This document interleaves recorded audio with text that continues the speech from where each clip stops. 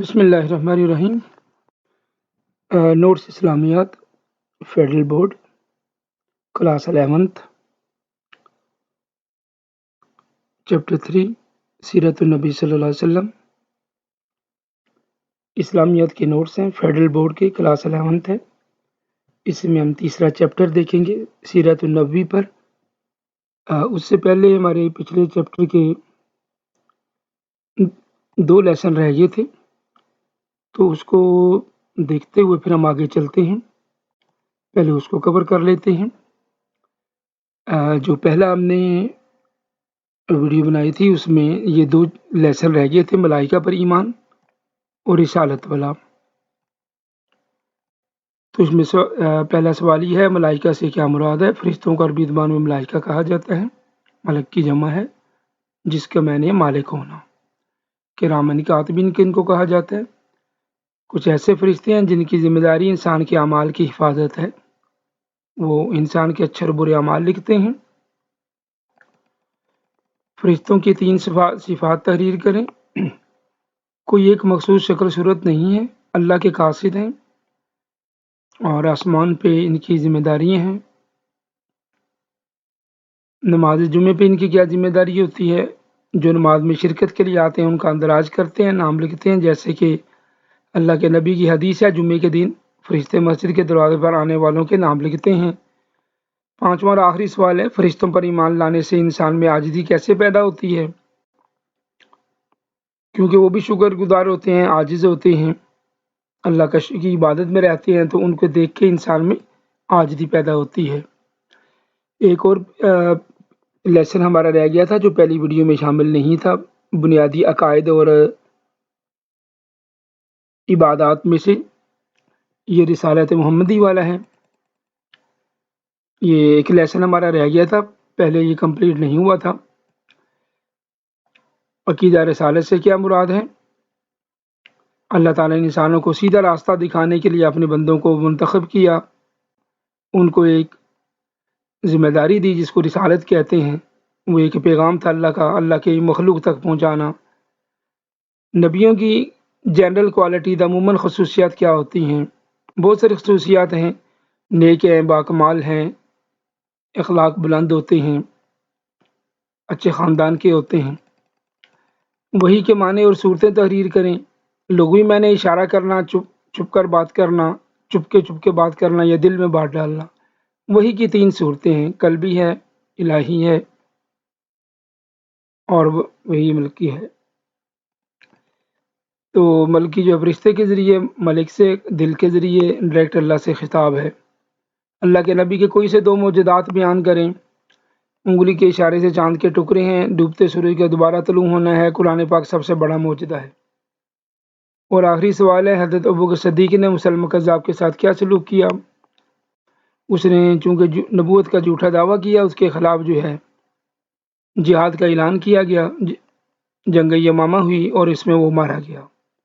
اب آتے ہیں سیرت النبی کے تیسرے چیپٹر کی طرف، جو ہمارا اصل چیپٹر تھا جہاں سے ہم نے شروع کرنا تھا۔ چونکہ اس سے پہلے جو ہم نے ویڈیو اپلوڈ کی تھی اس میں پہلے 2 چیپٹر شامل تھے، اس کے 2 لیسن رہ گئے تھے جو اس میں نہیں تھے، اس لیے اس میں شامل کر دیے۔ تو یہ اسلامیات 11 فرسٹ ایئر کے نوٹس ہیں، فیڈرل بورڈ اور پنجاب بورڈ کے، نئی کتاب کے شارٹ کویسچنز اس میں شامل ہیں سارے۔ نبی اکرم صلی اللہ علیہ وسلم اس میں 4 لیسن شامل ہیں۔ پہلا لیسن کی ترتیب کچھ آگے پیچھے ہے۔ حضور پاک صلی اللہ علیہ وسلم بطور مثالی سپہ سالار، commander in chief of the war. مسلمانوں کے بنیادی جنگی اصولوں کے بارے میں ایک آیت لکھیں۔ اللہ کی راہ میں جو لڑتے ہیں ان سے زیادتی نہ کرنا، بے شک اللہ زیادتی کرنے والوں کو پسند نہیں کرتا۔ مسلمانوں کے جنگی آداب میں سے 3 بیان کریں۔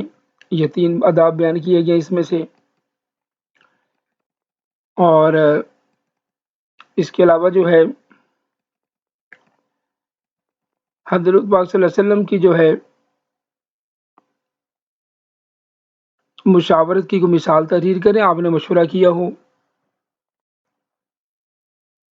تو اس میں آپ صلی اللہ علیہ وسلم نے صحابہ کرام سے مشورہ کیا ہے، اور حضرت سلمان فارسی سے جنگ میں جنگ خندق میں خندق کھولنے کا حدیبیہ کے موقع پہ حضرت ام سلمہ سے مشورہ ہے۔ تو یہ اللہ کے نبی صلی اللہ علیہ وسلم کے جو ہیں مختلف اس کے بارے میں مشورے ہیں جو آپ صلی اللہ علیہ وسلم نے مختلف اوقات میں کیے۔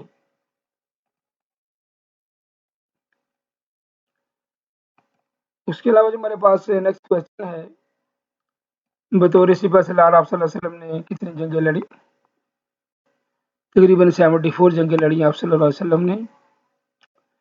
مسلمانوں کی جنگ حکمت عملی کے بنیادی مقاصد میں دو کا ذکر کریں،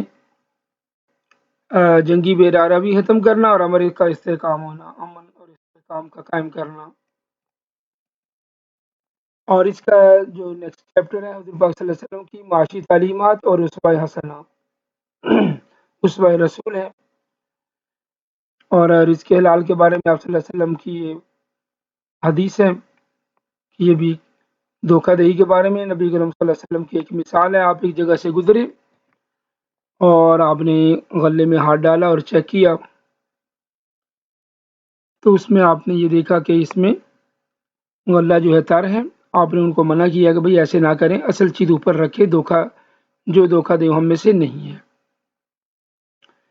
گردش دولے کا فائدہ تمام افراد اور طبقات یکساں طور پر مفید ہوتے ہیں۔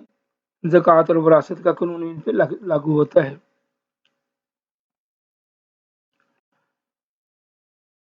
سودی کاروبار کے بارے میں کیا تنبیہ کی گئی ہے قرآن پاک میں؟ قرآنی آیت ہے، پھر اگر تم سود سے باز نہ آئے تو اللہ رسول کے خلاف جنگ کا اعلان سن لو، توبہ کر لو تو یہ اصل مال ہے اور تم پہ ظلم نہیں کیا جائے گا۔ اس کا آخری سوال ہے کہ ذخیرہ اندوزی سے کیا مراد ہے؟ کسی چیز کو ضروریات زندگی کو جو دستیاب ہونے کے باوجود اس کو جمع کر لینا اور زیادہ قیمت کا انتظار کرنا منافع پر بیچنے کے لیے، اس سے اسلام میں منع ہے۔ اللہ کے نبی نے اس کو ملعون قرار دیا، جیسے کہ یہ حدیث مبارکہ میں لکھا گیا ہے۔ نیکسٹ لیسن ہمارے پاس ہے نبی اکرم صلی اللہ علیہ وسلم بطور مثالی سربراہ خاندان۔ یہ چونکہ لیسن ابھی کمپوز نہیں ہوا تھا، اسی طرح اسٹوڈنٹ کو لکھوایا تھا تو اس کو ایڈیٹڈ کر دیا، چونکہ مزید لیٹ ہو رہا تھا، آگے بچوں کے ایگزام ہے تو اس لیے ان کو ایسے ہی اپلوڈ کر دیا ہے۔ مثالی سربراہ خاندان کے دو اوصاف تحریر کریں تو افراد کے ساتھ فتح محبت ہے اور اسوہ حسنہ کا عمل نمونہ ہے۔ حضور پاک صلی اللہ علیہ وسلم کی بیویوں کے ساتھ اچھا سلوک، دو مثالیں پڑھنے کی ضرورت نہیں ہے، یہ دونوں مثالیں لکھی ہوئی ہیں۔ عدل و انصاف، ان کے حالات معلوم کرتے تھے، ان کے پاس جاتے تھے، سب کا خیال رکھتے تھے۔ آپ کی رضائی والدہ میں سے دو کا نام لکھ دیں۔ حضور پاک صلی اللہ علیہ وسلم کی جو رضائی والدہ ہیں، ایک حضرت ثویبہ رضی اللہ تعالیٰ عنہ ہیں اور حضرت حلیمہ سعدیہ ہیں۔ اولاد بچوں پر شفقت کے بارے میں آپ صلی اللہ علیہ وسلم بڑی مشفقتانہ رویہ مشفقانہ برتاؤ کرتے تھے، ان کی ضروریات کا خیال کرتے تھے اور ان کی تربیت کرنے کا اچھا انداز تھا آپ صلی اللہ علیہ وسلم کا، اور تمام بچوں سے اچھا آپ کا معاملہ ہوتا تھا، ان کی خبر رکھتے تھے۔ حضور پاک صلی اللہ علیہ وسلم نے کس کو والد، والدہ اور والد کے قائم مقام قرار دیا؟ حضور پاک صلی اللہ علیہ وسلم نے والد کے بھائی کو، چاہے وہ تایا یا چچا ہے، اس کو والد کے برابر قرار دیا، اور خالہ کو والدہ کے برابر قرار دیا، جو ماں کی بہن ہے ان کو قرار دیا۔ بطور مثالی سربراہ ریاست حضور پاک صلی اللہ علیہ وسلم افراد کی تعلیم تربیت کے لیے کیا اقدامات کیے؟ آپ نے سب کو قانون کا پابند بنایا، ایک بہترین طرز عمل پیش کیا، نیک سیرت ان کو بنایا اور قانون کے مطابق۔ سفارت کاری کی ذمہ داری حضور پاک صلی اللہ علیہ وسلم کس کو دیتے تھے؟